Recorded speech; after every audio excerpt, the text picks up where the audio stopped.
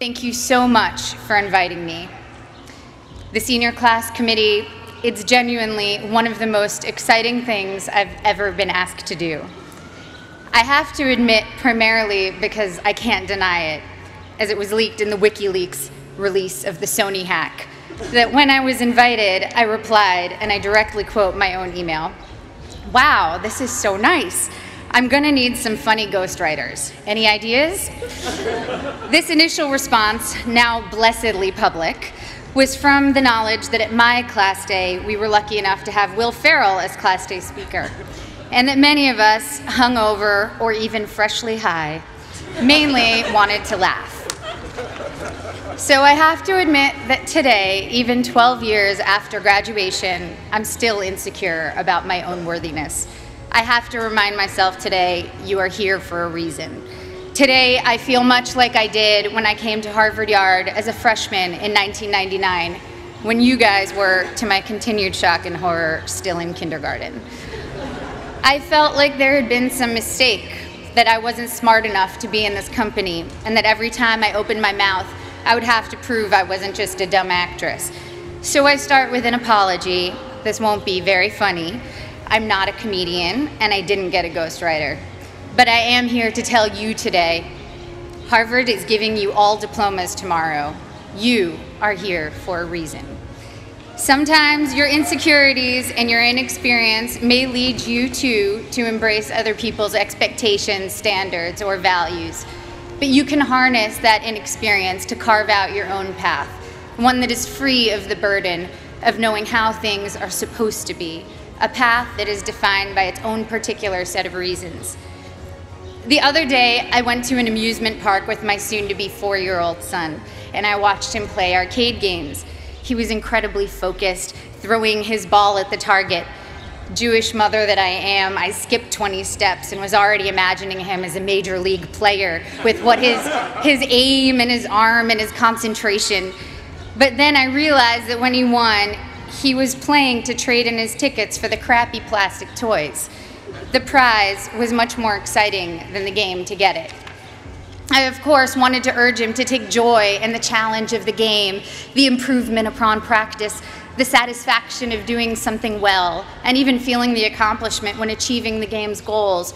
But all of these aspects were shaded by the little 10-cent plastic men with sticky, stretchy blue arms that adhere to the walls. That was the prize. In a child's nature, we see many of our own innate tendencies. I saw myself in him, and perhaps you do too. Prizes serve as false idols everywhere.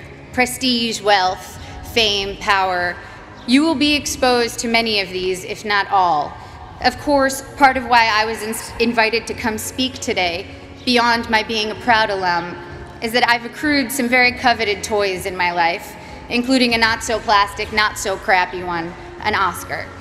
So we bump up against a common trope, I think, of the commencement address, people who have achieved a lot telling you that the fruits of achievement are not always to be trusted. But I think that contradiction can be reconciled and is in fact instructive. Achievement is wonderful when you know why you're doing it, and when you don't know, it can be a terrible trap. I went to a public high school on Long Island, Syosset High School. Ooh, hello, Syosset. The girls I went to school with had Prada bags and flat-ironed hair, and they spoke with an accent I, who had moved there at age 9 from Connecticut, mimicked to fit in. Florida oranges, chocolate cherries. Since I'm ancient and the internet was just starting when I was in high school, people didn't really pay that much attention to the fact that I was an actress. I was known mainly at school for having a backpack bigger than I was and always having whiteout on my hands, as I hated seeing anything crossed out in my notebooks. I was voted for my senior yearbook most likely to be a contestant on Jeopardy, or Code for nerdiest. When I got to Harvard, just after the release of Star Wars Episode 1, I knew I would be starting over in terms of how people viewed me. I feared people would assume I had gotten in just for being famous, and that they would think I was not worthy of the intellectual rigor here. And they would not have been far from the truth. When I came here, I had never written a 10-page paper before. I'm not even sure I'd written a 5-page paper. I was alarmed and intimidated by the calm eyes of fellow students who came here from Dalton or Exeter, who thought that compared to high school, the workload here was easy. I was completely overwhelmed and thought that reading 1,000 pages a week was unimaginable, that writing a 50-page thesis was just something I could never do. I had no idea how to declare my intentions. I couldn't even articulate them to myself. I had been acting since I was 11, but I thought acting was too frivolous and certainly not meaningful. I came from a family of academics and was very concerned with being taken seriously.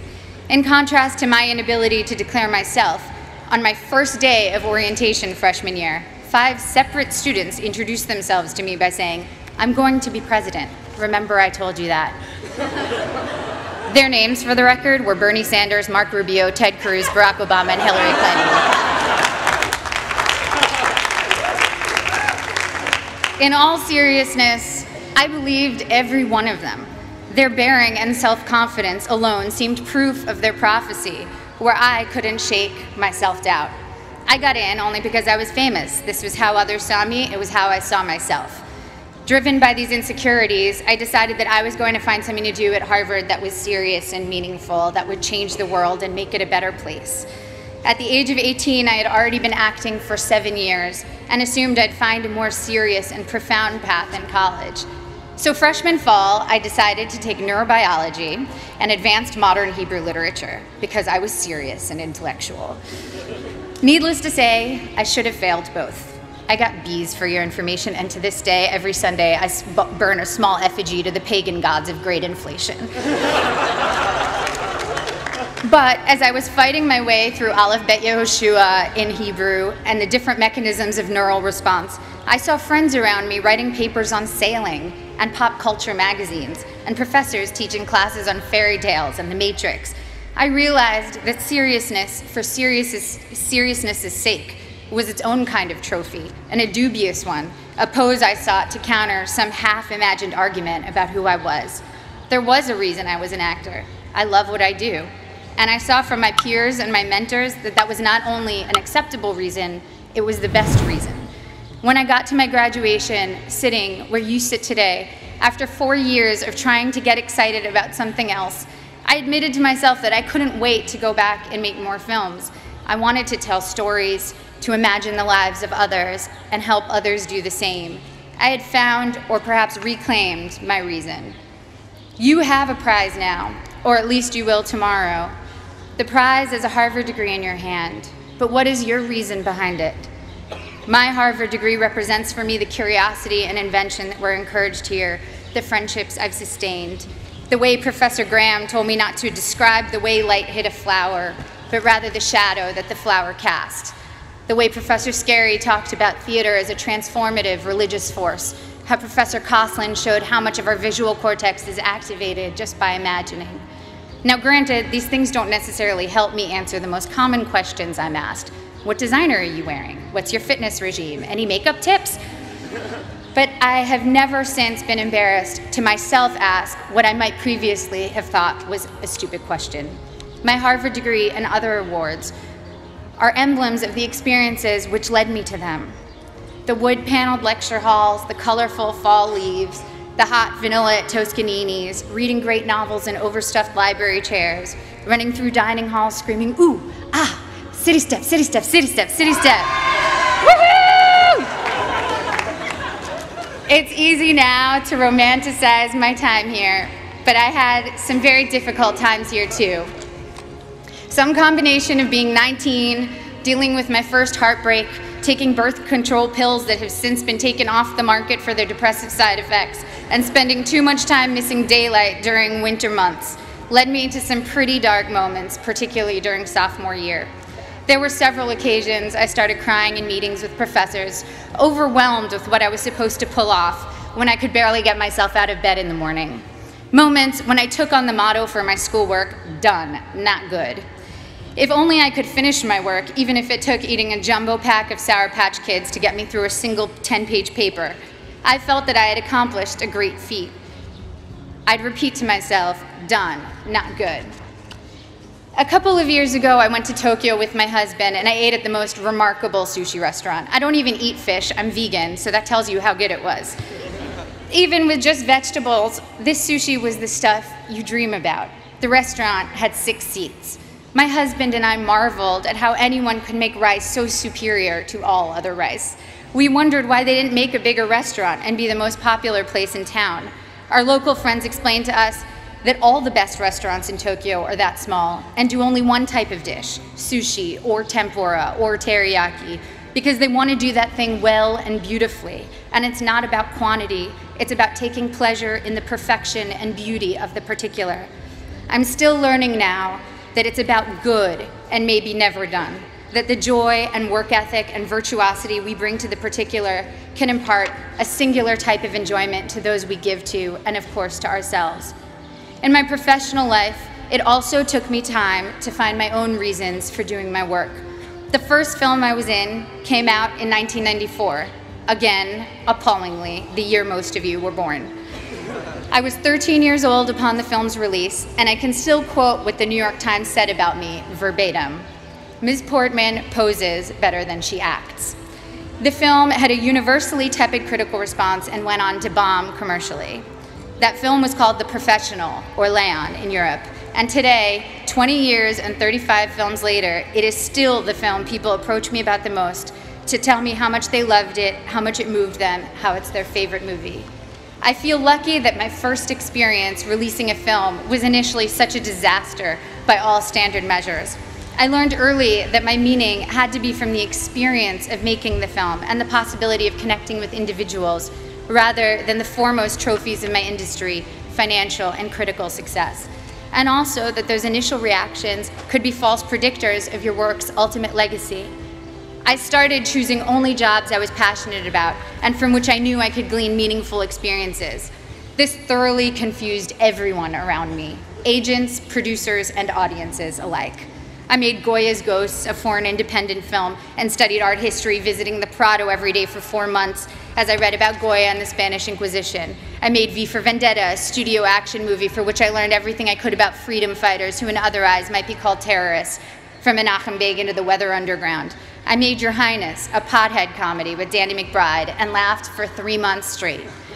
I was able to own my meaning and not have it be determined by box office receipts or prestige. By the time I got to making Black Swan, the experience was entirely my own. I felt immune to the worst things anyone could say or write about me, and to whether an audience felt like going to see my movie or not. It was instructive for me to see that for ballet dancers, once your technique gets to a certain level, the only thing that separates you from others is your quirks, or even flaws. One ballerina was famous for how she turned slightly off balance. You can never be the best technically. Someone will always have a higher jump or a more beautiful line. The only thing you can be the best at is developing your own self. Authoring your own experience was very much what Black Swan itself was about. I worked with Darren Aronofsky, the film's director, to change my last line in the movie to, "It was perfect," because my character Nina is only artistically successful when she finds perfection and pleasure for herself, not when she's trying to be perfect in the eyes of others. So when Black Swan was successful financially and I began receiving accolades, I felt honored and grateful to have connected with people. But the true core of my meaning I had already established, and I needed it to be independent of people's reactions to me. People told me that Black Swan was an artistic risk, a scary challenge to try to portray a professional ballet dancer. But it didn't feel like courage or daring that drew me to it. I was so oblivious to my own limits that I did things I was woefully unprepared to do. And so the very inexperience that in college had made me feel insecure and made me want to play by others' rules now was making me actually take risks I didn't even realize were risks. When Darren asked me if I could do ballet, I told him that I was basically a ballerina, which, by the way, I wholeheartedly believed. When it quickly became clear in preparing for the film that I was maybe 15 years away from being a ballerina, it made me work 1,000,000 times harder, and of course, the magic of cinema and body doubles helped the final effect. But the point is, if I had known my own limitations, I never would have taken the risk. And the risk led to one of my greatest artistic and personal experiences, in that I not only felt completely free, I also met my husband during filming. Similarly, I just directed my first film, A Tale of Love and Darkness, and was quite blind to the challenges ahead of me. The film is a period film, completely in Hebrew, in which I also act, with an 8-year-old child as a co-star. All of these are challenges I should have been terrified of, as I was completely unprepared for them. But my complete ignorance as to my own limitations looked like confidence and got me into the director's chair.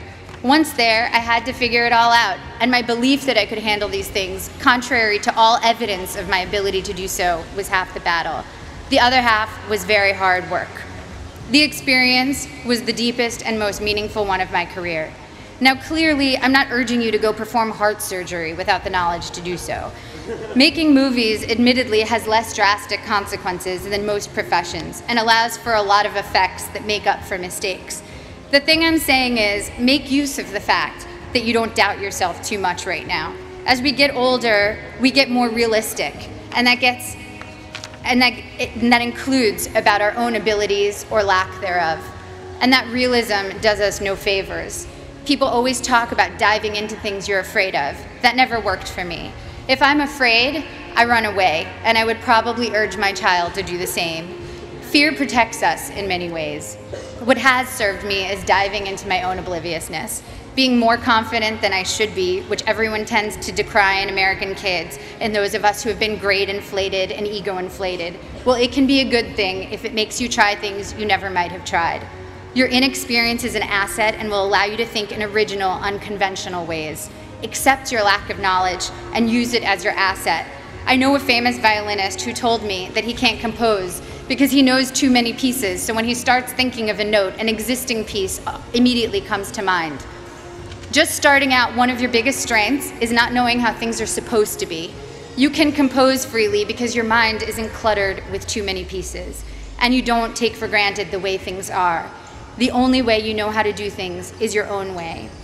You here will all go on to achieve great things. There is no doubt about that. Each time you set out to do something new, your inexperience can either lead you down a path where you will conform to someone else's values, or you can forge your own path, even if you don't realize that's what you're doing. If your reasons are your own, your path, even if it's a strange and clumsy path, will be wholly yours, and you will control the rewards of what you do by making your internal life fulfilling. At the risk of sounding like a Miss America contestant, the most fulfilling things I've experienced have truly been the human interactions. Spending time with women in village banks in Mexico with Finca, a microfinance organization, meeting young women who were the first and only in their communities to attend secondary school in rural Kenya with Free the Children, a group that builds sustainable schools in developing countries, trekking with guerrilla conservationists in Rwanda. It's a cliche because it's true, that helping others ends up helping you more than anyone. Getting out of your own concerns and caring about someone else's life for a while reminds you that you are not the center of the universe, and that in the ways we are generous or not, we can change the course of someone's life. Even at work, the small feats of kindness crew members, directors, fellow actors have shown me have had the most lasting impact. And of course, first and foremost, the center of my world is the love I share with my family and friends. I wish for you that your friends will be with you through it all, as my friends from Harvard have been together since we graduated. My friends from school are still very close. We have nursed each other through heartaches and danced at each other's weddings. We've held each other at funerals and rocked each other's new babies. We've worked together on projects, helped each other get jobs, and thrown parties for when we've quit bad ones. And now our children are creating a second generation of friendship as we look at them toddling together, haggard and disheveled working parents that we are. Grab the good people around you, don't let them go. The biggest asset this school offers you is a group of peers that will be both your family and your school for life. I remember always being pissed at the spring here in Cambridge, tricking us into remembering a sunny yard full of laughing frisbee throwers after 8 months of dark, frigid library dwelling. It was like the school had managed to turn on the good weather as a last memory we should keep in mind that would make us want to come back. But as I get farther away from my years here, I know that the power of this school is much deeper than weather control. It changed the very questions I was asking. To quote one of my favorite thinkers, Abraham Joshua Heschel, "To be or not to be is not the question. The vital question is how to be and how not to be." Thank you. I can't wait to see how you do all the beautiful things you will do.